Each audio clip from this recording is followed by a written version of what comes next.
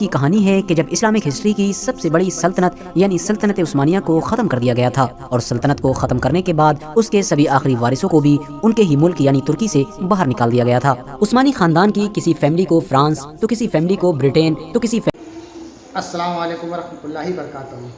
امید ہے آپ سب خیریت سے ہوں گے۔ میں بھی الحمدللہ اللہ کا لاکھ لاکھ شکر ہے سنا خیریت سے۔ آج انشاءاللہ ہم لے کے آئے ہیں پھر سے سلطنت عثمانیہ کی ایک اور نئی ویڈیو، جو سلطنت عثمانیہ جب ختم ہوئی، جب وہ ختم کیا، اس کے تمام خاندان والے سب کو الگ الگ ملکوں میں بھیج دیا گیا تاکہ وہ اور کمزور ہو جائے، ان کی حالت اور خراب ہو جائے۔ لیکن انڈیا میں بہت سے لوگوں نے ان کو سپورٹ کیا اور بہت سے لوگوں نے ان کی مدد بھی کی، اور ہوا ایسا کہ ان کی ہی ایک بیٹی یعنی کہ جو آخری سلطان تھے، اس کی شادی ہمارے حیدرآباد کے جو سب سے امیر تھے ان کے گھرانے میں ہو گئی ہے۔ تو یہ ایک ویڈیو اسی ٹاپک پہ ہے، تو آئیے ہم لوگ ویڈیو دیکھتے ہیں۔ پہلے سلطنت عثمانیہ کے ایک اور بادشاہ کی کہانی یعنی کہ ان کی بیٹی کی کہانی۔ تو ویڈیو آپ لوگ انتظار ضرور دیکھیے گا، اور اچھی لگے تو اس کو شیئر بھی کریے گا، اور میرے چینل میں نئے ہوں تو مجھے سپورٹ کرنے کے سبسکرائب بھی کیا کریے، اور اپنی رائے قیمتی کمنٹ باکس میں ضرور بتایا کریے۔ تو چلیے بنا دیر کیے پہلے ہم لوگ ویڈیو اسٹارٹ کرتے ہیں، پھر اس کے بعد بات کرتے ہیں۔ دوستو، یہ اس دور کی کہانی ہے کہ جب اسلامک ہسٹری کی سب سے بڑی سلطنت یعنی سلطنت عثمانیہ کو ختم کر دیا گیا تھا، اور سلطنت کو ختم کرنے کے بعد اس کے سبھی آخری وارثوں کو بھی ان کے ہی ملک یعنی ترکی سے باہر نکال دیا گیا تھا۔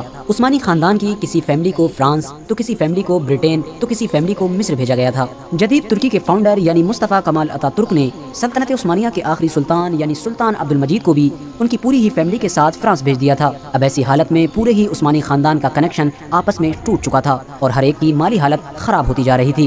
دوستو، کیونکہ ہمارے دیش بھارت میں تو پہلے سے ہی سلطنت عثمانیہ کو ختم کرنے کا وروध بڑی تیزی کے ساتھ چل ہی رہا تھا، اور اس پورے پروٹیسٹ کو لیڈ کر رہے تھے مولانا محمد علی جوہر، مولانا محمد شوکت علی، اور ساتھ ہی ساتھ گاندھی جی جیسے لوگ۔ ان سبھی لوگوں کی یہ مانگ تھی کہ سلطنت عثمانیہ کو دوبارہ سے قائم کیا جائے، لیکن بدقسمتی سے ان لوگوں کی یہ کوشش ناکام رہی تھی۔ لیکن دوستو، جب 1924 میں سلطنت عثمانیہ کے آخری سلطان یعنی سلطان عبد المجید کو ان کے ہی ملک سے نکال دیا گیا اور انہیں ان کی پوری فیملی کے ساتھ فرانس روانہ کر دیا گیا، تو فرانس میں پہنچ کر ان کی مالی حالت بہت کمزور ہو گئی تھی، جس کی وجہ سے وہ اور ان کی فیملی حد سے زیادہ پریشان رہنے لگے تھے۔ عثمانی سلطنت کے آخری سلطان کی یہ حالت دیکھ کر بھارت میں موجود مولانا محمد شوکت علی بہت پریشان ہوئے۔ اب کیونکہ مولانا محمد شوکت علی تو پہلے سے ہی عثمانی سلطنت کی سپورٹ میں بھارت میں بہت زیادہ پردرشن کر چکے تھے، انہوں نے فوراً عثمانی سلطنت کے آخری سلطان یعنی سلطان عبد المجید کو لے کر حیدرآباد کے نظام میر عثمان علی خان سے بات کی، اور میر عثمان علی خان سے یہ درخواست کی کہ آپ کو چاہیے آپ فوراً عثمانی سلطنت کے آخری سلطان کی ہر طرح سے مدد کریں۔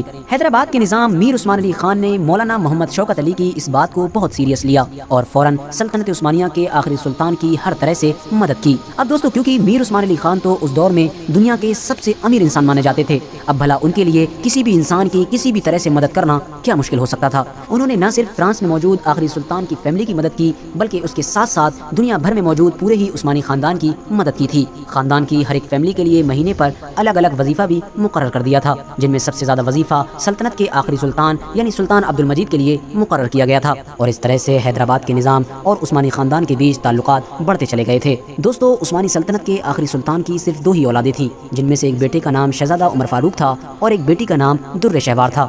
در شہوار 1914 میں پیدا ہوئی تھی، اور جس وقت انہیں ان کے ہی ملک یعنی ترکی سے نکالا گیا تھا، اس وقت ان کی بیٹی یعنی در شہوار کی عمر 10 سال تھی۔ در شہوار فرانس میں ہی پلی بڑھی، اور وہیں پر ہی انہوں نے اپنی ہائر ایجوکیشن حاصل کی تھی، اور یہی وجہ تھی کہ وہ ترکی اور اردو کے ساتھ ساتھ فرانس زبان میں بھی اچھی مہارت رکھا کرتی تھی۔ ان تمام چیزوں کے ساتھ ساتھ وہ مارشل آرٹس میں بھی ماہر تھی۔ شہزادی در شہوار جب شادی کی عمر کو پہنچی تو ان سے شادی کرنے کے لیے دنیا بھر کے شاہی خاندانوں کے رشتے آنا شروع ہو گئے تھے۔ بتایا جاتا ہے کہ سلطان عبد المجید کے پاس مصر کے بادشاہ کے بیٹے اور ایران کے شہزادے کا بھی رشتہ آیا تھا، لیکن سلطان عبد المجید نے یہ دونوں رشتے ہی منع کر دیے تھے۔ ایسے حالات میں بھی مولانا محمد شوکت علی نے حیدرآباد کے نظام یعنی میر عثمان علی خان سے بات کی اور انہیں یہ مشورہ دیا کہ آپ اپنے بیٹے یعنی اعظم جہاں کے لیے سلطان عبد المجید سے ان کی بیٹی کا ہاتھ مانگ لیں۔ لہٰذا میر عثمان علی خان نے ایسا ہی کیا۔ اب بھلا سلطان عبد المجید بھی اس انسان کو کیسے منع کر سکتے تھے کہ جس انسان نے ہر مشکل وقت میں ان کا ساتھ دیا تھا۔ لہٰذا شہزادی در شہوار کا رشتہ حیدرآباد کے نظام میر عثمان علی خان کے بیٹے یعنی اعظم جہاں کے ساتھ طے ہو گیا، اور آخرکار 12 نومبر 1931 کو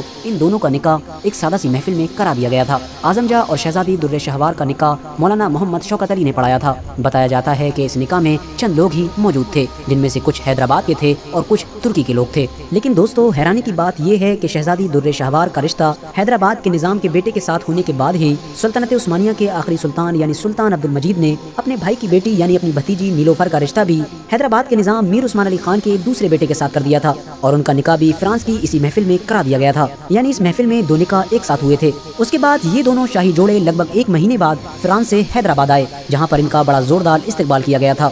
ان دونوں جوڑوں کی شادی کی خوشی میں حیدرآباد ریاست میں 1 دن کی چھٹی کا بھی اعلان کیا گیا تھا۔ دوستو کیونکہ سلطان عبد المجید نے اپنی بیٹی شہزادی در شہوار کو اچھی تربیت کے ساتھ ساتھ اچھی تعلیم بھی دلائی تھی، یہی وجہ تھی کہ شہزادی در شہوار نے حیدرآباد میں آ کر صرف کچھ مہینوں کے اندر ہی حیدرآباد کے لوگوں کا دل جیت لیا تھا۔ شہزادی در شہوار عورتوں کی ایجوکیشن کو حد سے زیادہ بڑھاوا دیا کرتی تھی، یہی وجہ تھی کہ انہوں نے حیدرآباد میں چھوٹی چھوٹی بچیوں کے لیے بہت اچھے اسکول کھلوا دیے تھے۔ شہزادی در شہوار اور اعظم جاں کی 2 اولادیں ہوئیں، جن میں سے ایک بیٹے کا نام مکرم جاں اور ایک کا نام موفم جاں تھا۔ ان دونوں ہی بیٹوں نے اپنی پڑھائی انگلینڈ میں رہ کر کی۔ بتایا جاتا ہے کہ شہزادی در شہوار عورتوں سے کہا کرتی تھی کہ عورتوں کو کسی کا محتاج نہیں ہونا چاہیے، انہیں خود اپنے پاؤں پر کھڑا ہونا سیکھنا چاہیے۔ شہزادی در شہوار نے حیدرآباد ریاست میں لڑکیوں کے لیے ایک بہت اچھا اور بڑا کالج بھی کھلوایا تھا، جس کا نام باغ جہاں آرا کالج تھا۔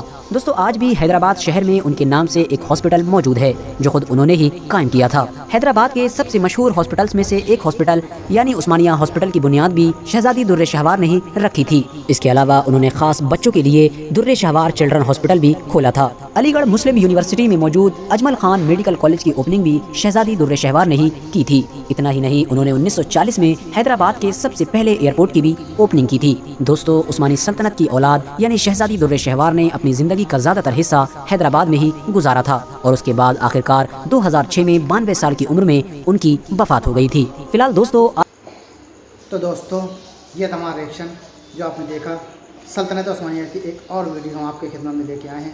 اب انشاءاللہ نے چاہتا اور بھی ہم جو سلطنت عثمانیہ کے لے کے آئیں گے، جو بھی بادشاہ ان کے گزرے ہیں، جو بھی ان کے ساتھ ہوا ہے، آخری ہوں یا پہلے ہوں یا کوئی بھی بادشاہ ہو، لیکن یہ کہانی جو تھی آخری سلطان ان کی بیٹی جس کی انڈیا میں ہی شادی ہوئی اور ان کی وفات بھی 2006 میں ہو گئی۔ تو یہ پوری ویڈیو تھی جو آپ کو امید اچھی لگی ہوگی سلطنت عثمانیہ کی۔ اب انشاءاللہ پھر آگے سب سے ملاقات کریں گے، تب تک کے لیے السلام علیکم ورحمۃ اللہ وبرکاتہ۔